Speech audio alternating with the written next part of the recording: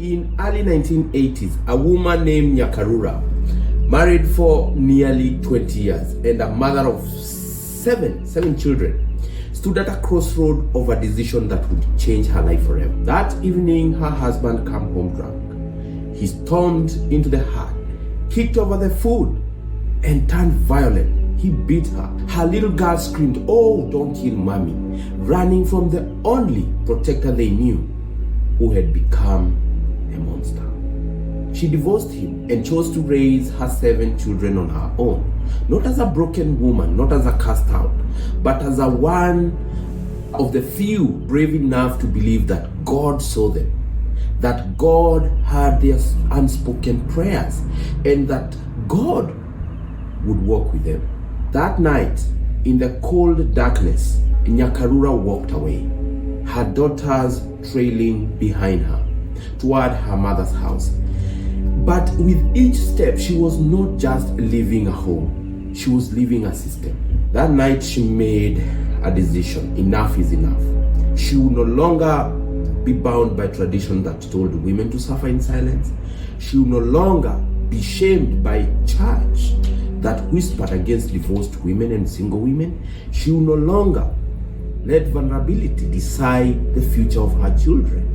I was born the 8th child of that woman, Nyakarura, who had already been cast out by her own marriage for one reason.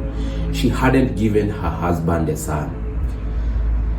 But today I stand here as her testimony, I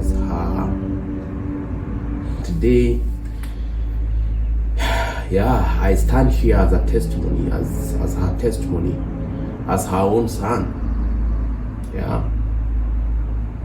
A son and a man that I am today, shaped by the woman the world tried to silence. The faith I carry, the fire I feel for justice, and the calling I have to serve vulnerable women. It all began with my mother. She taught me the power of prayer. She taught me what it means to act in faith, even when hope seems impossible.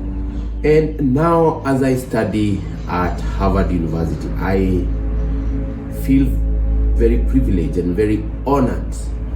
Harvard being one of the best institutions in the world. I wish my mom was here to celebrate the milestone with me. May her soul rest in peace. But I still carry a promise I made to her long ago when she could not afford to pay my college fees.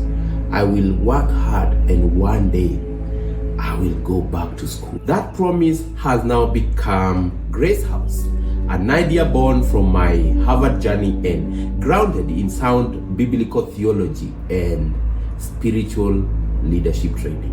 Through GraceHouse, I want to equip vulnerable women with the same strength that raised me, to help them rise, restore their wholeness, and reclaim their power, so that they can support their children, not as broken parents, but as abundant women of faith, capable of creating systemic change in their communities. Because when women rise, generations are changed.